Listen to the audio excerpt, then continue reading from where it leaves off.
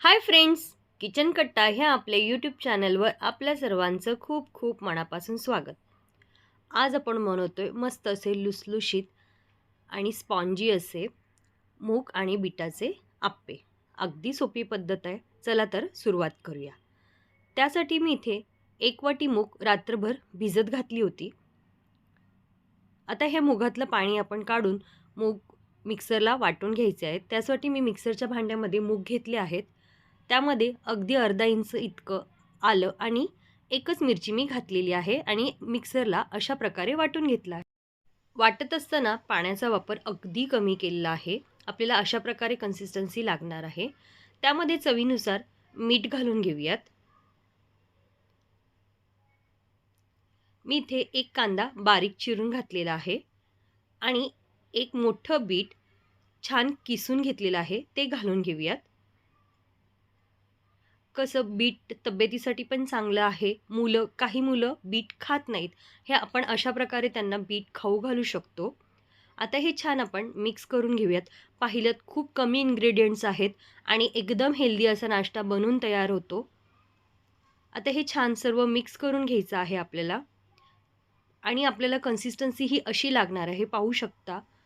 खूप पातळ नाही किंवा खूप जास्त पण घट्ट नाही. जसं आपण बॅटर बनवतो तसंच. हे आप्पे तुम्ही खोबऱ्याची चटणी किंवा सॉस कशासोबतसुद्धा खाऊ शकतात किंवा नुसतेसुद्धा खायला खूप छान लागतात. आणि कांदा घातलाय त्याने एक छान क्रंचीनेसपणा येतो. तुम्ही बाकीच्यासुद्धा भाज्या ॲड करू शकतात. आता हे बॅटर बनवून रेडी झालेलं आहे. आप्पे पात्रामध्ये आपण थोडं थोडं तेल घालून घ्यायचं आहे. पाहू शकता एकदम थोडं थोडं तेल घालून घेतलेलं आहे. बॅटरमध्ये आपण आता इनो घालून घेऊयात. पूर्ण इनोचं पॅकेट नाही घालायचं आहे. अगदी थोडंसंच म्हणजे अर्धं इनो पॅकेट घातलं तरी चालेल आणि त्यावरती पाणी घालून घ्यायचं आहे. इनो छान ॲक्टिवेट होतो.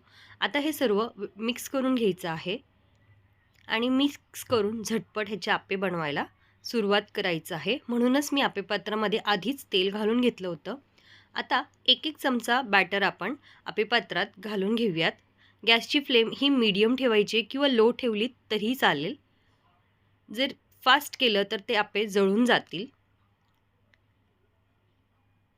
आता ह्यावरती आपण झाकण ठेवून एक 2 मिनटं शिजवणार आहोत. 2 मिनटं झालेले आहेत. पाहू शकता आप्पे छान फुललेले आहेत. आता हे सर्व आप्पे आपण परतून घेऊयात.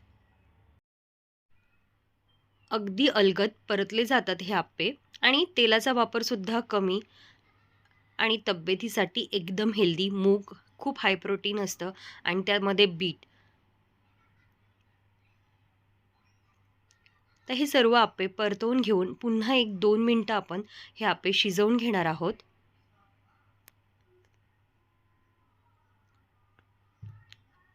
दोन मिनटं झालेली आहेत. आता आपण हे आप्पे काढून घेऊयात. मी एका जाळीवरती हे आप्पे काढून घेते आहे.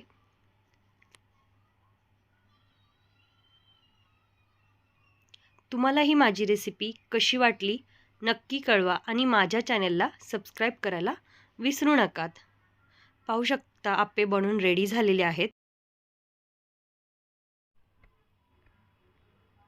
आप्पे आतमधून सुद्धा छान दिसत आहेत आणि तितके स्पॉन्जी सुद्धा झालेले आहेत. पुन्हा भेटूया अशाच एका छान रेसिपीमध्ये. तोपर्यंत